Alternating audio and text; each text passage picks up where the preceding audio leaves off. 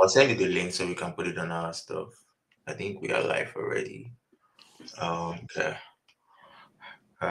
Just wanted to be sure that we are live. Send the link. Second. Miss myself.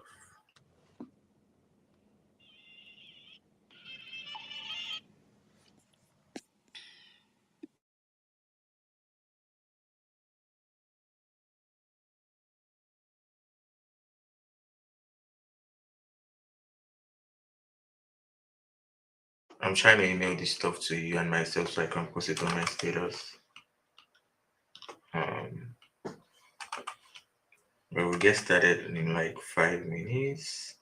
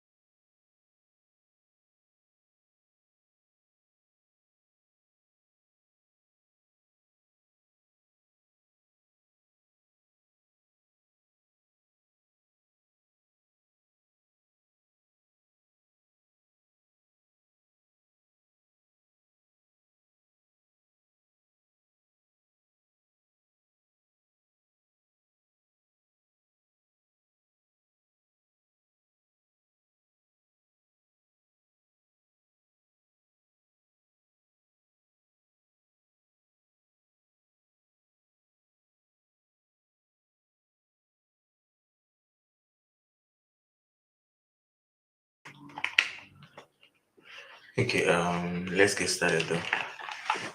Meet yourself. Hi Ife, how you doing?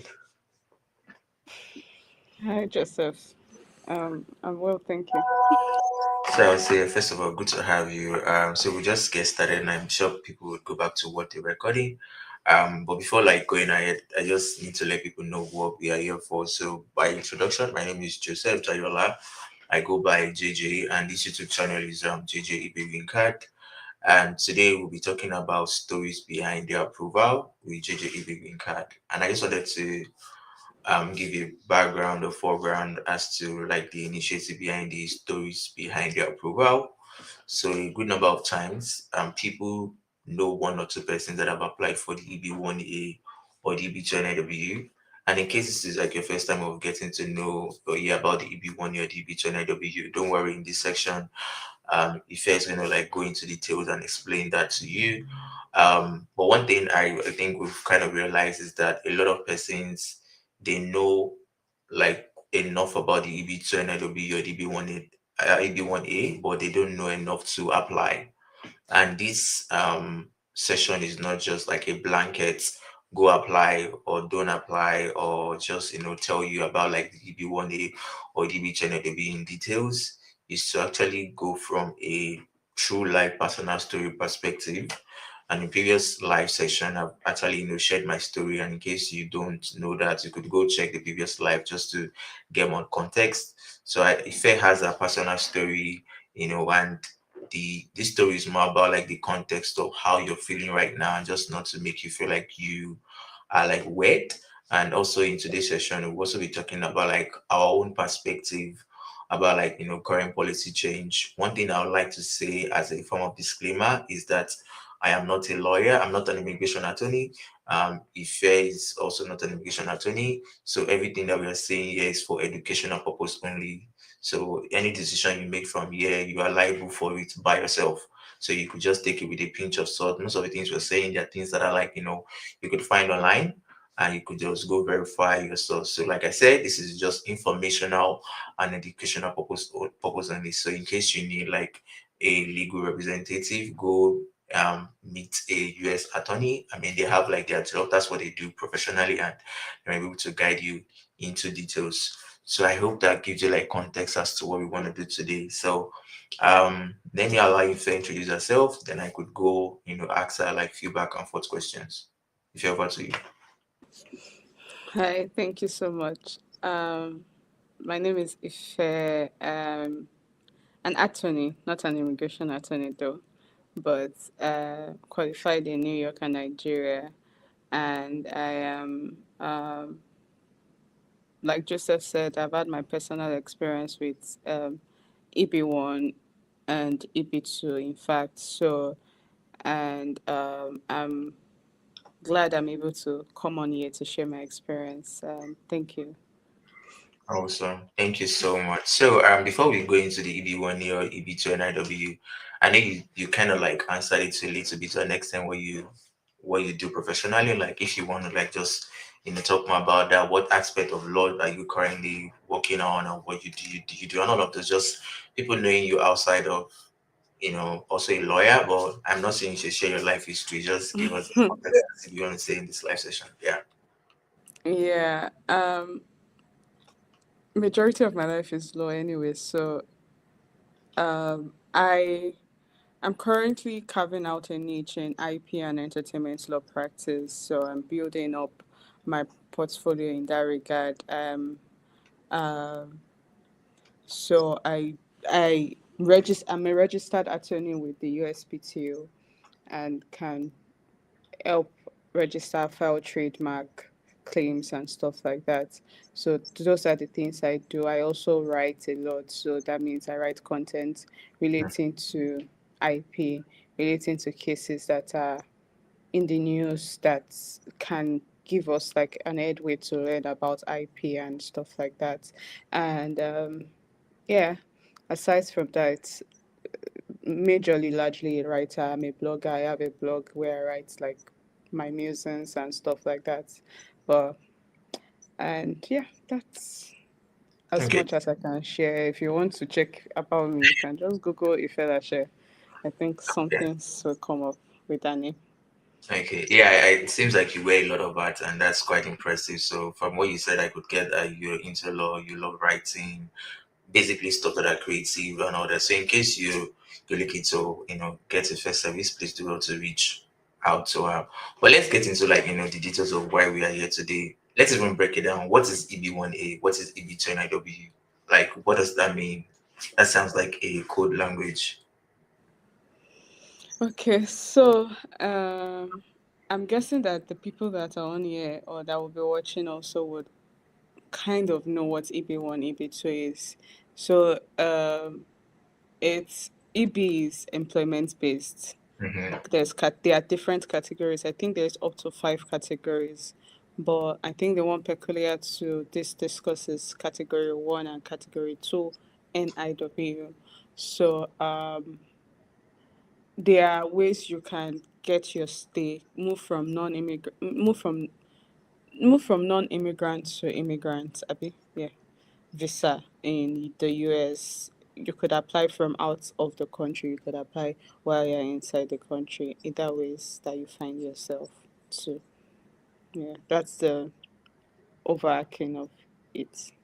Okay, so when you say immigrant and non-immigrant visa, I mean, let's assume somebody this is the first time hearing about the United States immigration pathways. Like, what does it even mean? Like immigrant, non-immigrants, like EB. I know you mentioned the full meaning of EB1A, EB2, we know both, but like, what does that do for them? Like, I know, so just help our audience like learn better.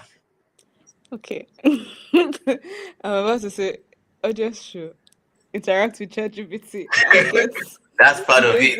basic basic information. Don't ask me questions that you can find on Google. Okay, I'm joking. Well, I'm not joking. I'm also serious.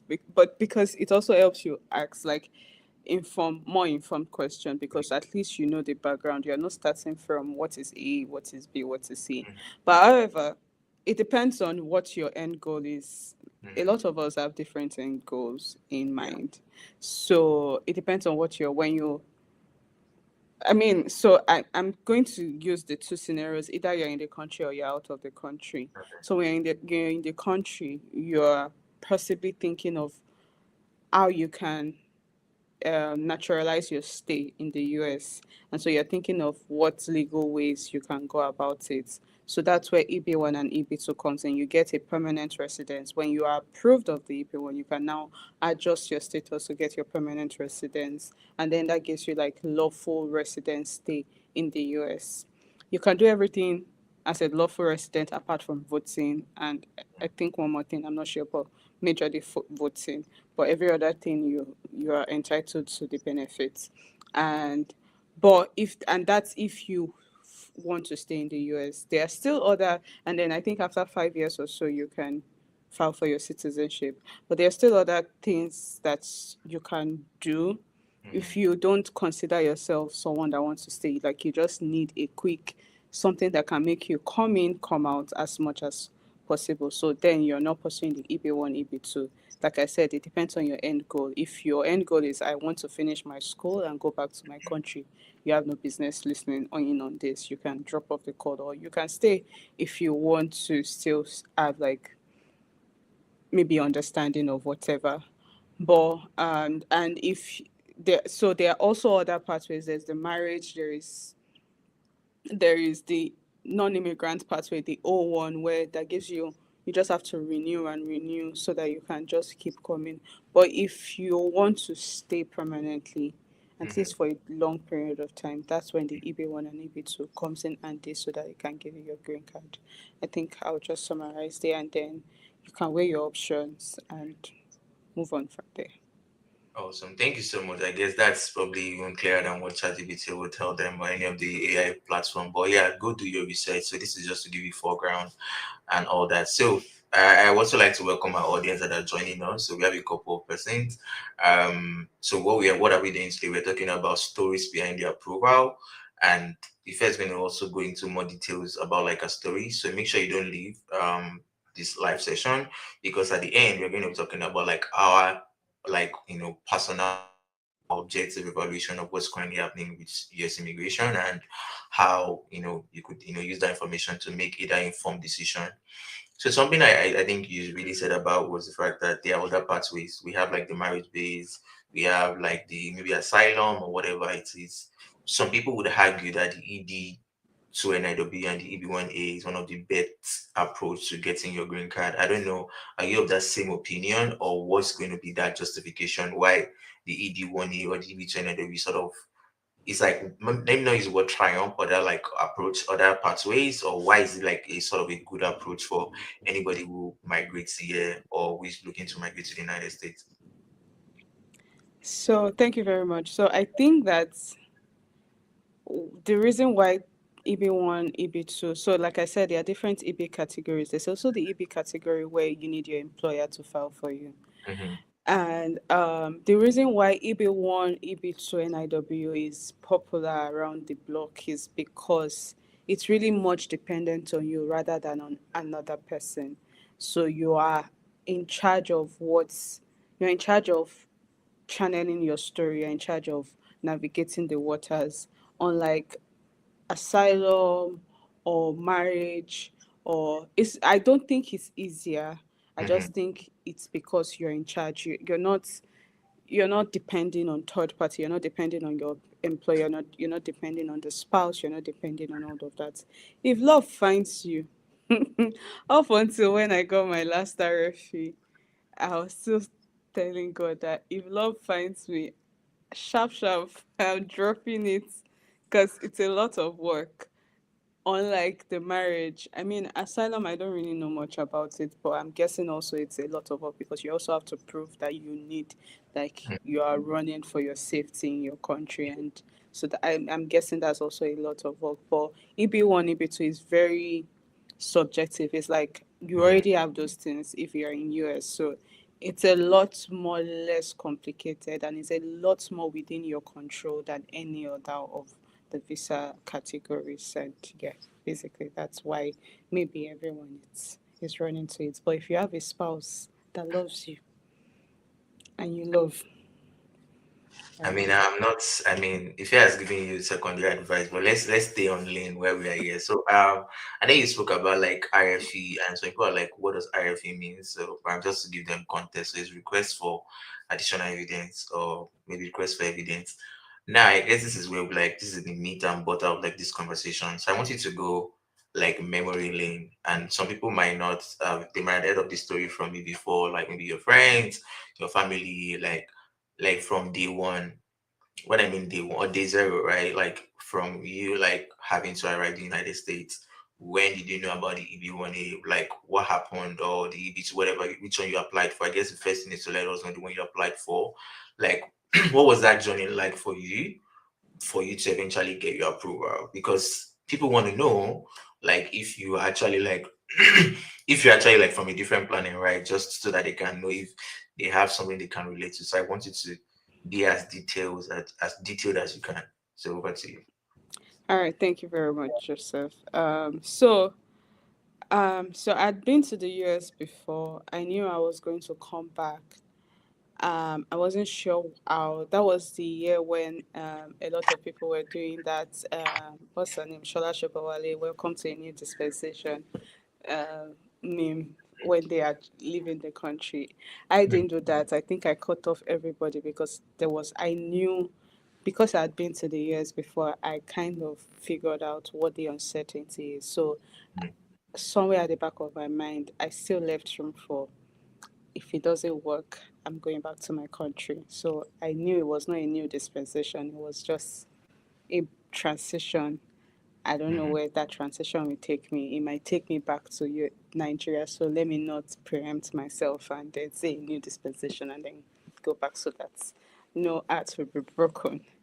So when I came to the US, I landed in California, one of the most expensive cities in LA specifically, downtown LA specifically, USA more specifically. USA is a private school. It's where all the big people go to. So it's very much peculiar to the fact that it was a stressful journey. mm, But one thing I knew was okay, I also had issues. I didn't come in the time I got my admission because I couldn't get a date. And it felt like God was. So I'm also a believer. mm, So a foundation of everything I will be saying would have like that's my anchor of how I make my decisions. So you hear a lot of God in my story. So it was like it was as if God did not want me to go at the time because I paid someone to for the dates. The guy got dates for another person but didn't get for me. I had to collect my money back. My friends that got their dates, I reached out to the agents that were getting dates for them. There were like 2 to 3 instances where I would see dates on my phone and I would want to pick it and network will happen, something will happen, I will not pick it. So anyways, that happened. So I eventually and I had told my job people that I'm not doing it again, I'm dipping, I want to just want to rest. So that means I was jobless for way over 2 months. But I mean I got something to do that kept me busy. And like I said, it was very uncertain for me. So I was still applying for jobs regardless. I didn't mind wanting to stay in Nigeria because then I thought about, even though I got a partial scholarship, I thought about the money and I thought about investing the money in Nigeria, even though I don't know anything about investment.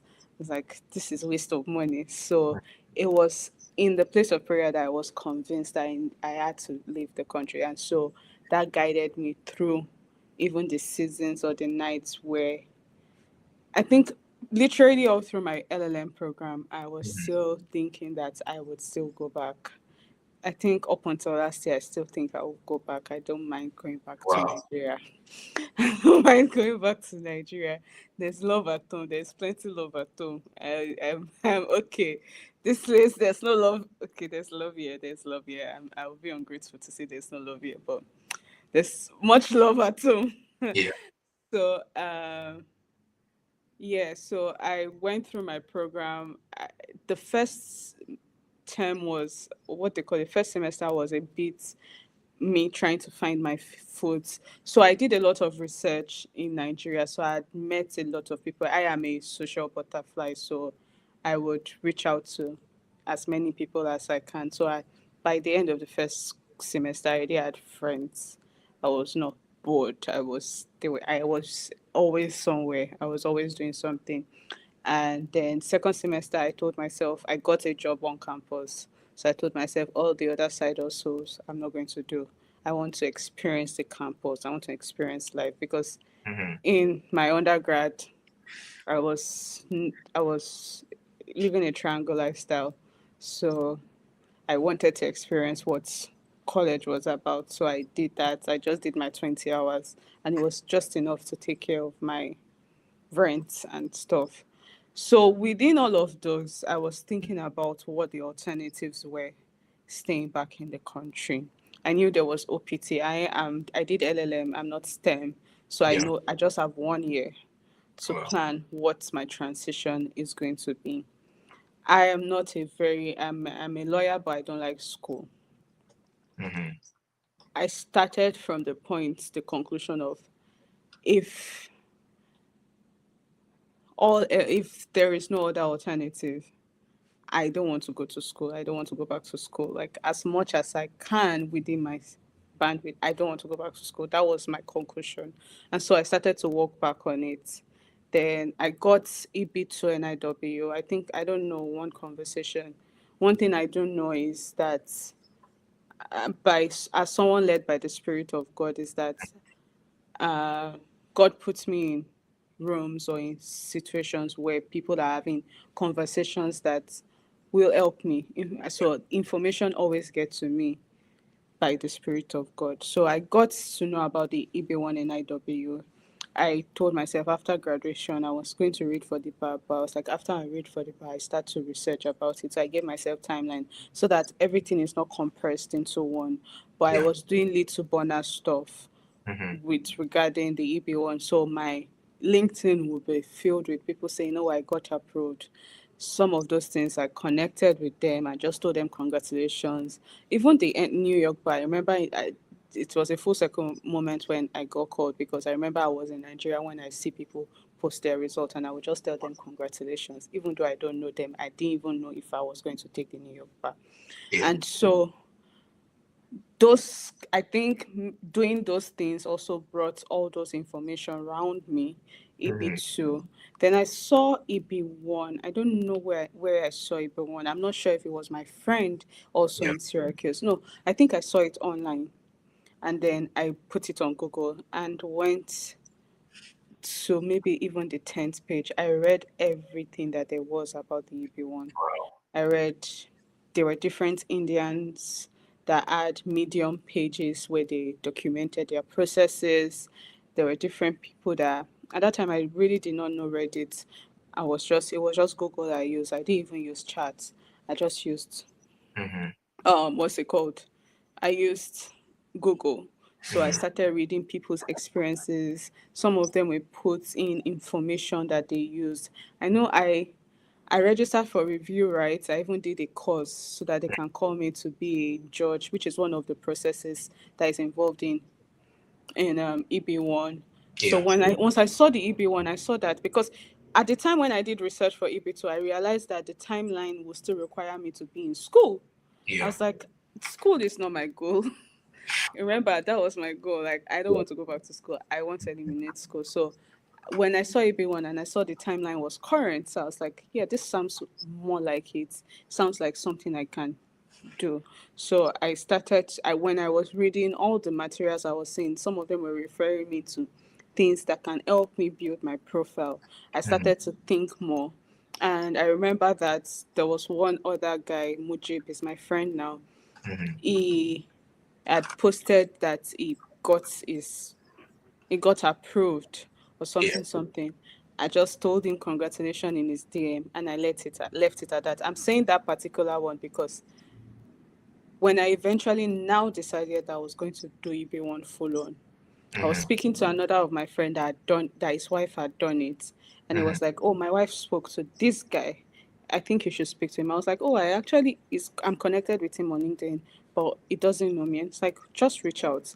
And then I reach out to him, and then he responds. The reason why he responded, it was that when he saw my congratulation at the time before, Mhm. it was just a congratulatory message. It was Yeah. nothing. I was not asking for anything in return, and it left an impression on him.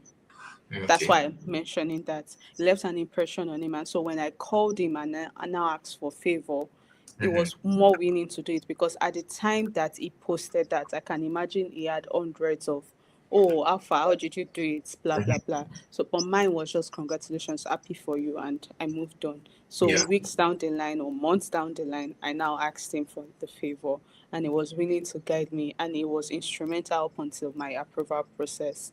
Um, in the whole thing. And yeah, so also another thing why I said that, when it's just like when you start to think of red car, or when you go to a dealer shop and you see a car that you like, all of a sudden you start to notice it. I've forgotten what they call it in Yeah. psychology, right? You start to notice the cars and stuff like that. So I think when it becomes front in your mind, you start to Mhm. notice it. So another thing that I would mention was that I'd seen somebody that said, "Oh, I recently published with Nigerian Bar Association, um, blah blah blah." I knew, because I already had the background information about EB1. I was Mhm. like, the way this girl is moving, it's like she's building a profile for EB1. So immediately I entered her DM. We had discussed before, but Mhm. immediately I entered her DM because we are both lawyers, so she was in another school. She Yeah. wanted to come to my school, so we had like some form of conversation. So Yeah. immediately I entered her DM and I told her that, "Hey, this is what I'm doing. Is this what you're doing? Because I saw that you had publication." And she's like, "Yes." And ultimately, that conversation, she became my accountability partner, because we're both doing it together. While I was writing for myself, she gave someone to write for her, but we were still able to, "Oh, have you done this?" Like, we're Mhm. still able to do like a form of support to each other through the journey. I've still not even met her physically before, Wow. but she's been my friend. Oh, yeah. So I think I'll stop here for now. I don't know if I Okay. answered, but I've said a lot. Yeah, I think you, first of all, thank you for the things you said. And you gotta give like a foreground, like how you nearly speak about the EB1A, like started from your story about like you wanted to go for the EB2, right? And eventually you're like, oh, based off of your timeline, and you're like, it's best to go for EB1A, right? So, I mean, there are a few key points that you mentioned. I just wanted to reiterate to the audience, and I would ask like more follow up question. One of the things was that you did your thorough research. So it was as though like you took it like a thesis. You didn't just like wait for ESA. So somebody said something about it. You took that time to research about it. And what some of my friends, or I have a mentor that used to say that if you don't have money, at least have time. So if you don't want to do, like, you can't pay somebody to get the job done for you. At least you need to create time for to get to do research by yourself. And there's also the thing that people say, oh, I don't have the time, I'm so busy. But you just have to also set up priority. You also spoke about the fact that you were intentional about the things you were doing, like how to make your profile better. And one thing also wasn't the fact that you only reached out to people who needed their help. You had to build that relationship. There's something whereby either you're applying for the EB1 or EB2 now, you just have to almost sort of be cordial to people. And one of the things you mentioned was like accountability process. So I know you mentioned like the background. I guess my follow-up question is, now that you knew about the EB2 and IW and the EB1A, right? Were there moments that you felt like, oh, this wasn't for me? Were there challenges? I know you mentioned IFE at some point. Was it like a straight approval? Like, what was those step? Now I know about this.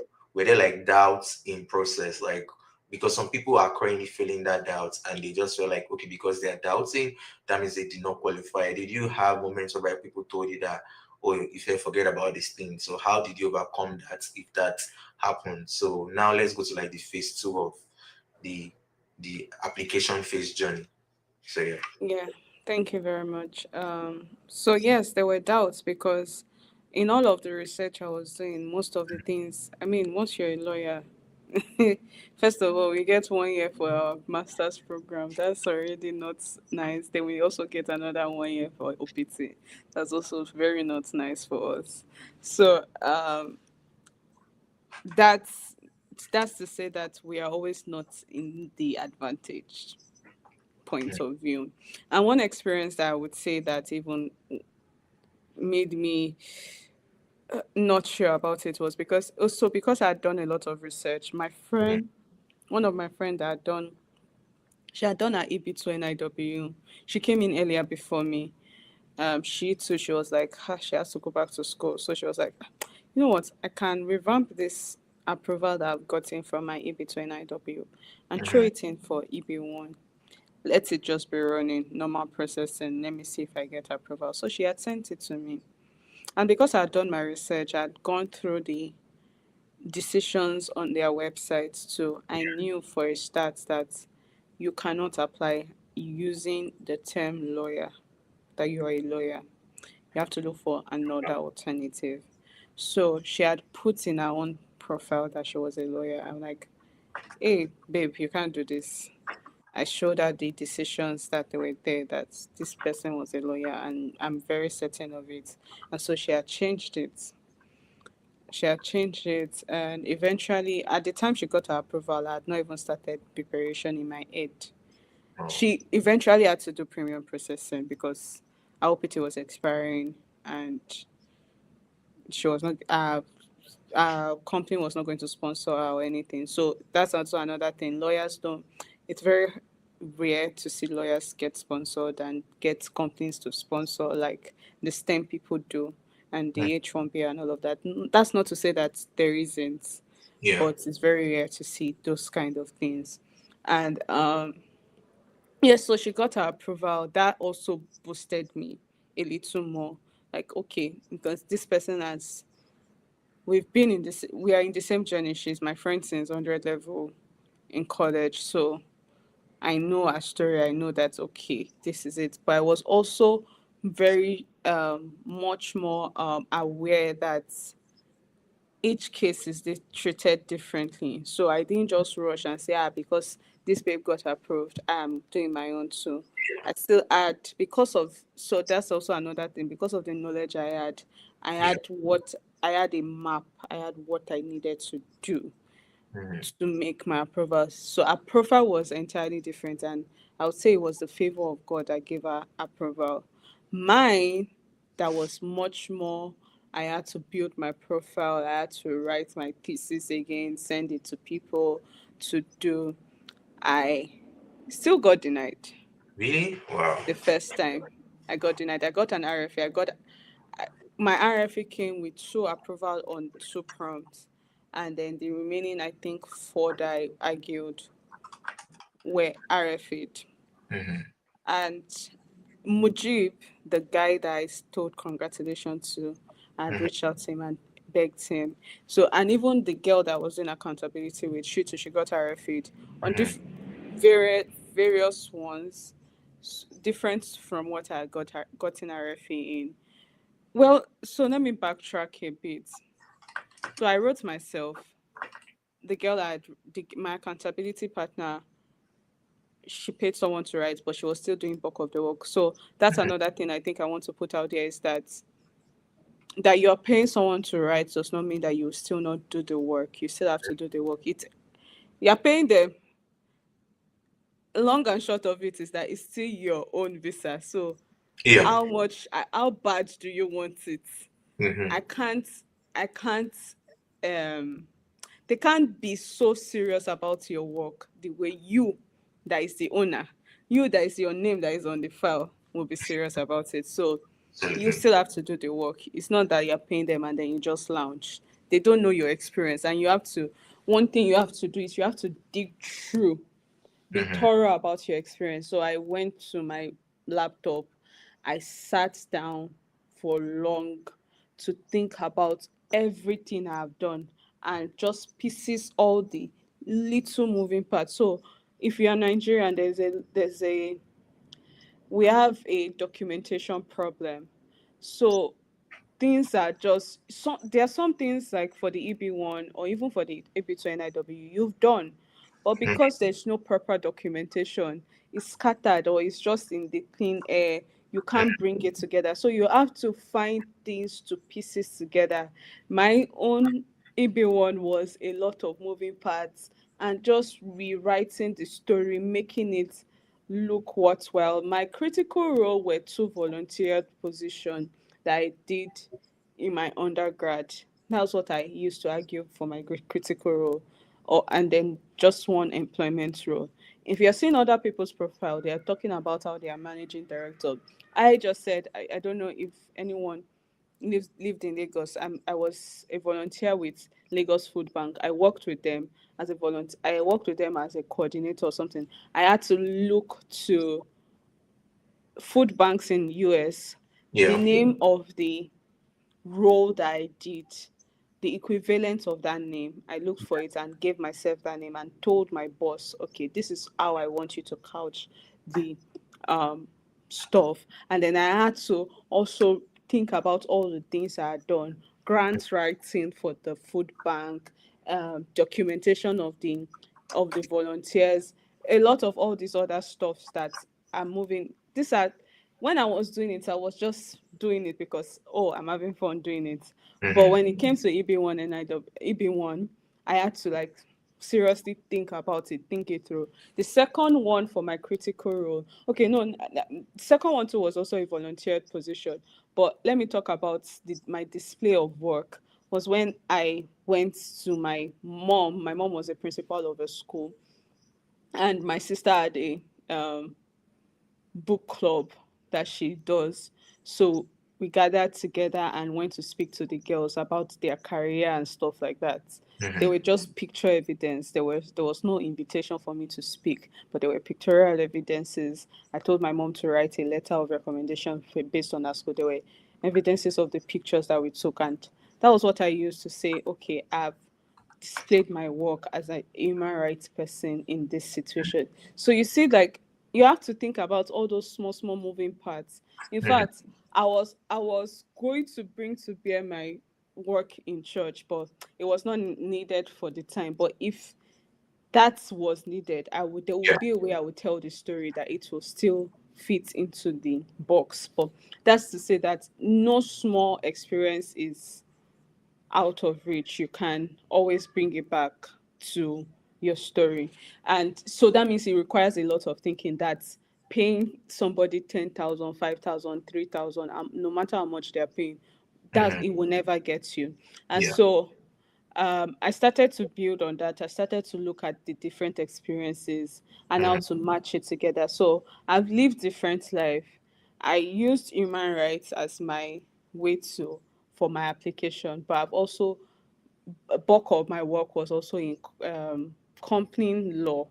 So Hmm. I had to also weigh the option which one did I have more evidence for. So the Yeah. one I had more evidence for, the one that was compelling enough was what I used to tell my story. And now I had to that means I minimized every company law rule or tweaked the language to fit into the narrative of human rights to get. So I think that was it. And so so I wanted to submit before Hmm. this administration got into power. So that was 2023.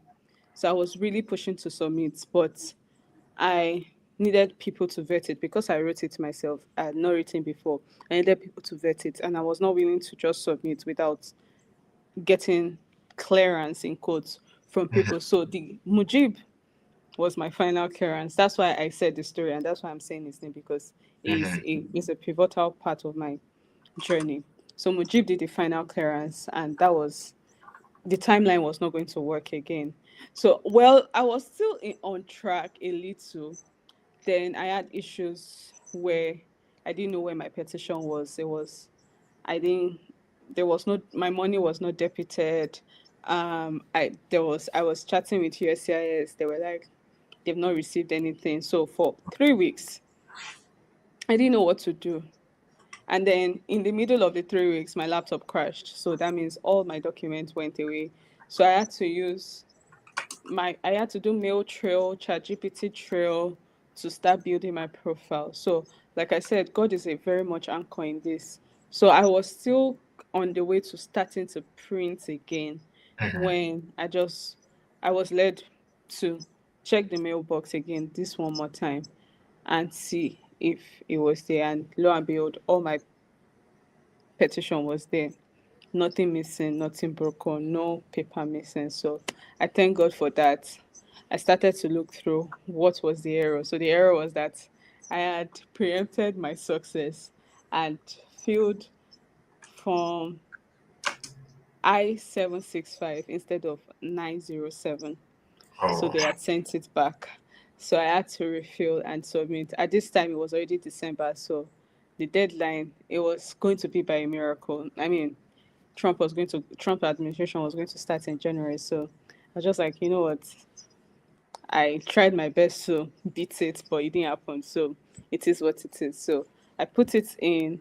I was also still preparing for the bar when I got my RFE. I think in on January 3rd, I got my RFE. I looked at the RFE. I was approved of two of the criterias and denied of the remaining four. So because I was writing the bar exam and because my OPT was going to expire in about a month, Mm-hmm. so there was already a lot of moving parts and there was already a lot of anxiety. So I just said, okay, what can I do? Reached out to Mujib. Please, can you help me write it? At what cost will you write it? He knew the peculiarity of my situation. Now I was out of job too, so I didn't have funds. So Mujib told me how much he was going to charge. I told him that I was going to pay small, small. I was willing to write it. He had all my facts already, so he helped me to write it. And I went from no, okay, no. Actually, February 14th, so no, February 13th was when my OPT expired. It was that same February 13th. Now, call me crazy, but I did not get into any school. I did not apply for any school. My fate was, like I said, my conclusion was that I did not want to go to school. So Mm-hmm. it didn't matter for me. I prefer to marry than go to school. Marry the love of my life, not marry for papers. Marry the love of my life. But yeah, so um February 13th I got denied. I got the denial notice. I was heartbroken. I was in my friend's face. I cried, I cried, I cried, cried. I cried. But I had my bar exam a couple of days after to worry about. So I had to also contain my emotions to face the other challenge in front of me. So I Mm-hmm. was like, I had friends around me. Like I said, there's love at home here too when I started too.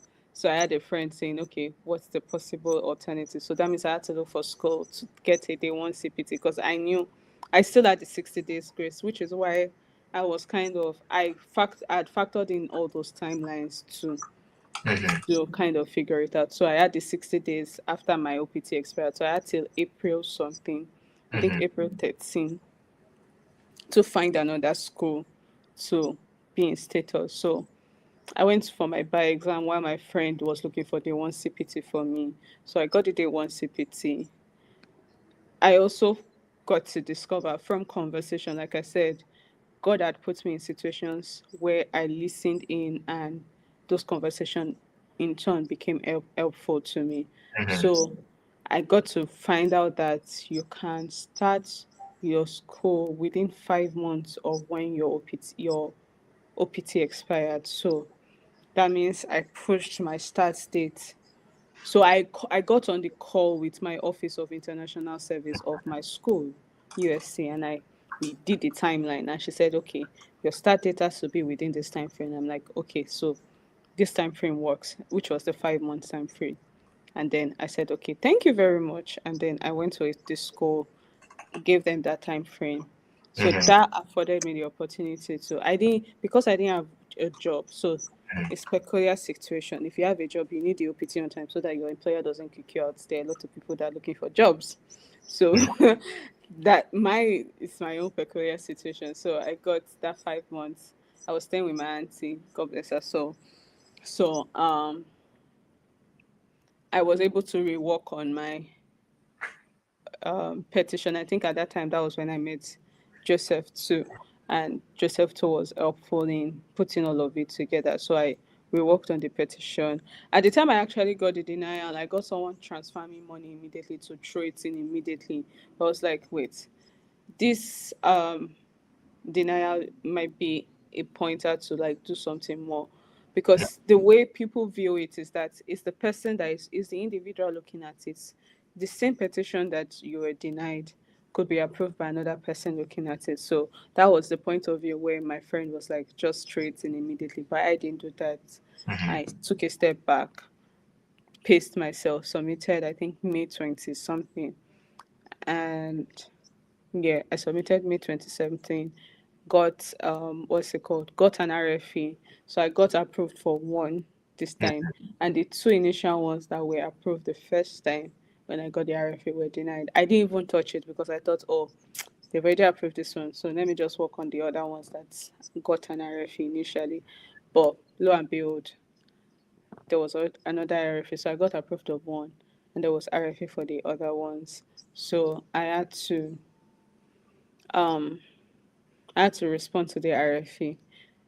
Like I said, I didn't want to go to school, so I had to. I think I responded to the RFE within 5 days or 3 days. Submitted the RFE. Did like late night. I stopped taking coffee because anxiety was killing me.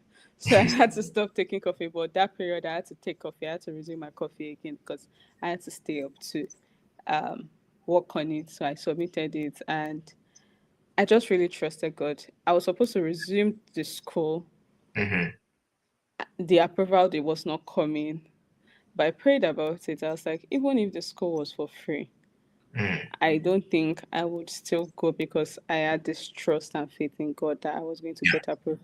Now, I didn't hear a voice. This is what I like to tell people too, because some people say, I've not heard God for Christians. God did not tell me that your pathway is in EB1. It was me. I stepped out in faith and I'm like, I cannot sink.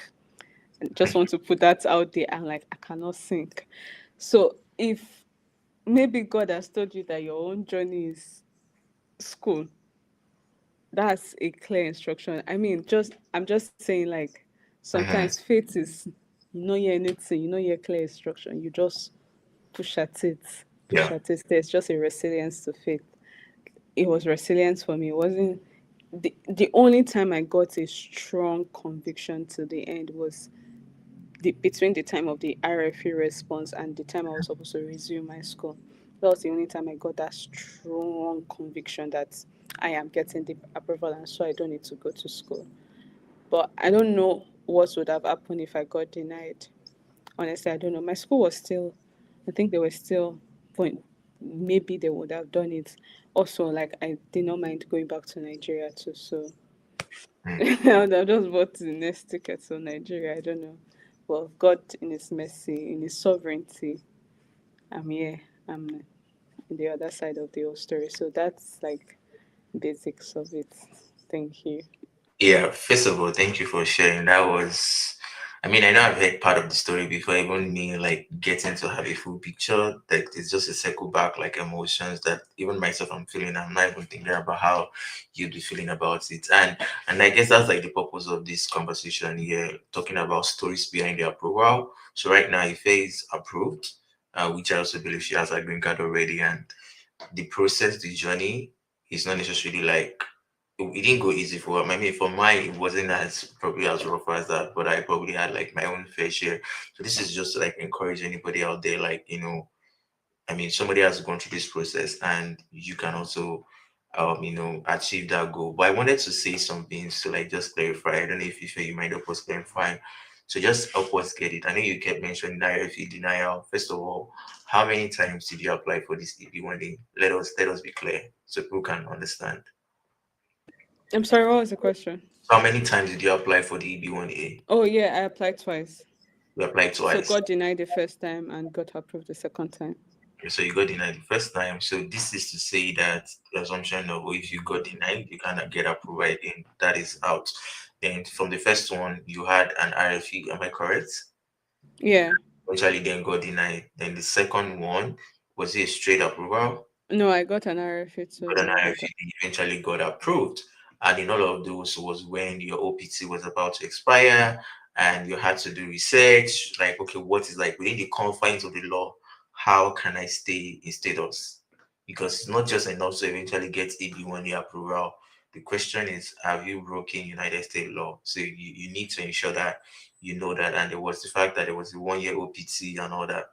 So let's bring it to today's context right now. Things that are happening. I mean, a lot of policies are changing. I know it's not the same as when it was at the time. And if you were to advise somebody who probably just arrived in the United States, that's one category of person, and somebody who is probably in that last few deadline, few options, like probably they graduated or have the 1 year OPT, what should they be doing right now? Like, how can they position themselves? Should they just like have wishful thinking? Should they just like, just only pray, or they should not do anything? What would they do? What should they be doing now? That's the question. okay, thank you. And I think it's one thing I've been advocating recently, and I was going to make a post about this on LinkedIn. Mm-hmm, It's more specifically to people that are not within that zone, mm-hmm, what they can do for people within that zone. I think as much as possible, first of all, prioritize your mental health. okay.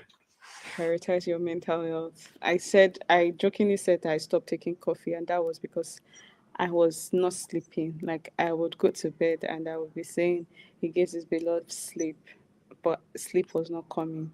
Mm, Like, my mind was really literally racing awake. So I had to stop coffee. I started running. My sister had told me to start running, so I started running. I incorporated running into my routine. Started running more frequently, and my sleep got better. I started eating well. So that's where I would say you should start from. And I also knew I had anchors that mm-hmm, were guiding me. So I say mental health first because it's only a mind that is healthy that can make the right informed decision. mm-hmm, So, and I would also say block out negativities as much as you can.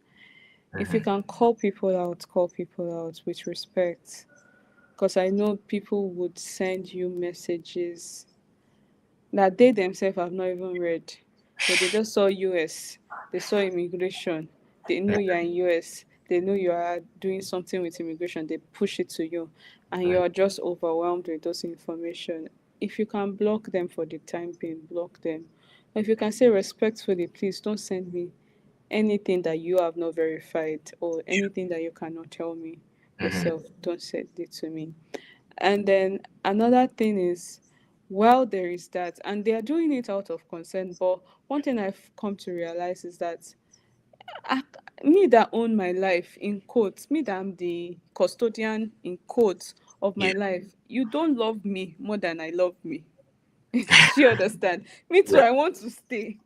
So Mm-hmm. I understand you're paranoid, but me too, I want to stay in the country. Me too, I want better things. It's not like I sit down and I just say bad decisions follow me. No, I'm looking for good. I'm looking for good outcomes. So I just allow me. And one thing, even in general, is that I'm also not afraid of making mistakes. Mm-hmm.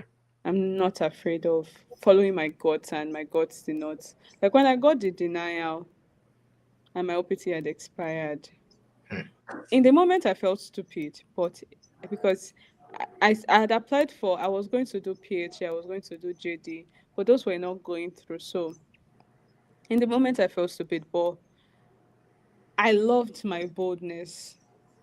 That okay, I was bold enough to step out to do this thing. And Mm-hmm. last, you can me, I can go back to my country. I'm not there's the prosperity is not within, it's not in look, it's not location place, it's me, it's the oil of my head that is the prosperity, it's not location specific. So that's that. Protect your mental health. Number two is, as much maybe because I'm also a lawyer, I realize that maybe because I'm a lawyer, they say how I receive information too. But even if you're not a lawyer, and this is the age where you need to get informed as possible, get Yeah. information as get information as much as you can. Mm-hmm. And don't get information from people that are preaching fear.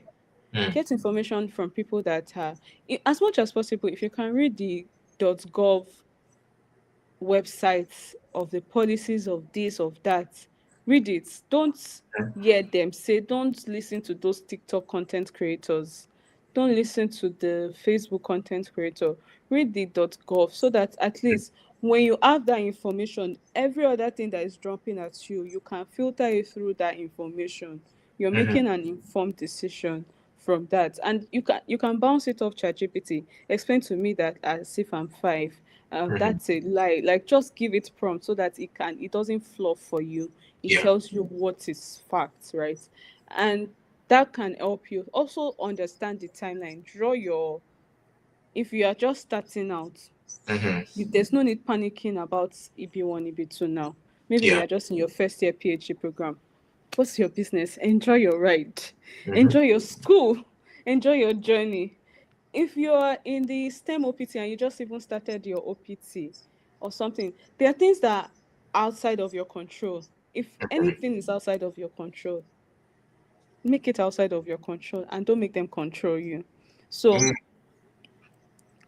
if it's outside of your control, just put them outside of your control and just work with, as much as you can, eat well, play. I was listening to Pastor, I think it's Pastor Tolakpo Lawal. They said, if your rent has expired and your what's it called, your landlord is going to chase you out, and then you now start crying, pacing around, you've missed on suicide. You're going to get chased out. Then you'll not be able to watch your favorite show. Why not sit down, utilize all the space in the house for the final days? So Mm-hmm. whatever it is, and that's to say there are different places to explore in the US. There are Mm. different places to explore in your city. Mm. Go to the beach. I know that it's easy to say. I'm currently job searching, so it's been a crazy year for me. But I look back on the journey and I look at the things I've achieved, and I look at how I've even showed up for people, like me showing up here. I still have things to do. There were things that I did prior that you guys cannot see. It's just like I think the understanding of it now is that Mm-hmm. I'm on the other side, but I'm not really fully sitting down and resting my back because I'm still job searching. So it's Yeah. still not. I have my green card, but at the time when I didn't have my green card, I was like, oh, if I get my green card, it's easier to get a job. I have my bar license. I took the bar 3 times. So I know what emotions is. I'm not just fluffing for you guys like, oh, it's bed of roses. So I and I'm now on the other side of two experiences in my life that I thought were very challenging. And I Mm-hmm. realized that challenges would always still come. It will always still unfold. Even me saying I'm going back to Nigeria does not mean that I will just be enjoying life. I mean, Nigeria is Nigeria. So things things will happen. So it's not me regulating my emotion, is not location specific. Yeah. It's human, it's a skill that you need to learn as a human to, do you understand? So regulate your emotions as much as you can, and if you cannot control it, you can't control it. Enjoy what you can control.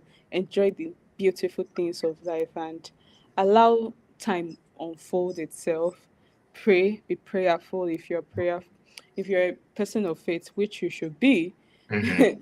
pray a lot, because I don't know how people that are not persons of faith are surviving in this world, not even just in Yeah. America, anywhere in the world. I don't know how Yeah. you guys are surviving. If you're a person of faith, be a person of faith. Be surrounded by people that understand these things. So in my Mm-hmm. case, I was living with people that didn't understand, so they were not able to interpret my emotions appropriately. But I also had friends that had gone through the journey, that they were able to. So, for instance, you get an RFE in your application and you were denied of maybe five of it. You think that it's a reflection of your person. But meanwhile, it's just a system. Sometimes it can be a system RFE. Mm. So because people have gone through the journey, they can Mm-hmm. tell you that your case is not peculiar. Don't worry. It's not an attack against your person. This Mm-hmm. is what it is. This is another RFE that's happened Yeah. and stuff like that. So yeah, basically, yeah, that's all. Be around people, eat good food, eat as much as you can. Awesome. I know you said a couple of like really good, great stuff. Something that you said I think really blew my mind was if it's outside of your control, put it outside of your control and don't let them control you. You felt like shit 2026. Please let's trademark that. So I know we're currently at time already, but I know just anything that you think, maybe you already said it already, maybe something you want to reiterate, an advice to people generally, or maybe a question I did not ask you, or something you think you feel like, oh, you want to talk about, and just like a closing conversation. So what would that be like, oh, for this life? We need to say these things so people can, or people should do this, or just anything. That's what would that be for you? I think it would be so. As you were trying to say the question, I was thinking about it. I think it would be to be aware of your environment, like Mm, be very conscious of your environment. And I'm saying that in regards to, don't think that you have to stretch. Oh, there's this person that somebody used to get approval. That's the person I want to use. mm-hmm, There are resources in your environment that are within your limits, within your reach, mm-hmm, that the internet do not know about, mm-hmm. but they are equally good resources for Yeah. you. Take for instance my accountability partner, the Mujib, Joseph that I met, and every other people that were in my circle that were able to help me. Mm-hmm, So as much as, oh, there are all those fancy names and stuff like that, utilize people in your reach mm-hmm. and draw strength from one another. Like the accountability girl that I have not met her before, but we are good friends. Like we'll get on the call, we'll talk, we'll be sad. Sometimes she cries, sometimes I comfort her. There was one that I told her that I was doing for my published media about me. I told her that I'd reach out to my school to publish an article about me. And she was like, oh, she too, she would do her own. I gave her the insights, but our own got published first. And she was like, okay, fair, send a mail, follow up. Those kind of things, you don't get it from services provided and stuff like that. And I didn't have to pay to have that. Mm-hmm. Yoruba we say in your lasho, so don't discard the beautiful clothes in Yeah. form of humans that people God has put in your area. And I think another point is that don't run with just one. Bible says in the multitude of counsel there is safety. So it's not, don't stand with just one truth. Mm-hmm. Call again. And there are even all these consultation groups. There are people that you can consult that is free of charge. Just get into all this free of charge stuff first, just to listen in Yeah. and be very conscious. So I think it was in my consciousness, like I gave the example with red car, because Yeah. when you start thinking about red car, you start to see them. They Mm-hmm. were always there, but you start to see them. That's why I say be conscious of your environment. Be very aware of your environment, so that when those conversations are happening Mm-hmm. where you are able to like listen in and then just pick out information. I think that's all I have to say. Thank you so much, Ife, for sharing. And in case you want to get to learn more about Ife, you could just type in her name on Google and maybe connect with her on LinkedIn or a Substack or whatever she does. And in case you want to share your social media channel, you could do that if that's fine with you. But if not, that's also fine. But I want to say thank you to everyone who had stayed to the end of this YouTube live, and also anyone that's going to watch like this session. The goal is to make this like regularly. I mean, maybe try to make it every month. So maybe try to also invite anybody that you think that I think might be able to share their story. And in case you also want to come on live with me to share your story, you could always send me an email at jjebibinka@gmail.com. It's the same name that you see in display here. You could also follow this on IG or different social media platform. Also, just like this video, share to people that you think would encourage them. The goal is not necessarily to explain the EB1 or EB2 in detail, it's just to share the emotions. But in case you don't know a lot about the EB1 or the EB2-NIW, I'm going to be sharing a link right now that explains the difference between the EB1 and the EB2-NIW. One of the things that also they're already quoting you already, if you're a scholar. So one of the things that one of the resources I created was to help you explain the difference between the EB1 and EB2-NIW. You first spoke about like start with the free stuff. So when you go to that link, the link has a free course about like 6 hours watch that's broken down into like 10 minutes, 3 minutes video that helps you decide if you even qualify for the EB1 or EB2-NIW. So this was from my own pain point of having to watch so many resources. In fact, I've talked about like, going to like multiple online research. Doesn't mean you should not do that. So I'm saying if you go check out this course, send it to people around, you would see that that's going to really move you like way higher. The next thing also you need to know, so if you then decide that you do qualify for the EB1 or EB2-NIW, on that same website, there's like I think there are about two other courses that you could check out. So if you want to do the EB1A, then you just get the course. It's a paid course. You could use discount code JJ or use IFE, and you're gonna get like a 20% discount. But this is not even about like selling you anything. Just at this know the information that you have. Something I would like to say is that I know there are some part of this immigration process that has been paused for people of certain like country origin, but not everything is paused. Just so you know, you can still go ahead to work on your EB1, your EB2-NIW process, even though like they lift all of the ban today. If you don't have your document ready, you can't submit like that day. So there's a process that you still need to go through. So start working on that process, get your document ready, read what is currently updates with the law.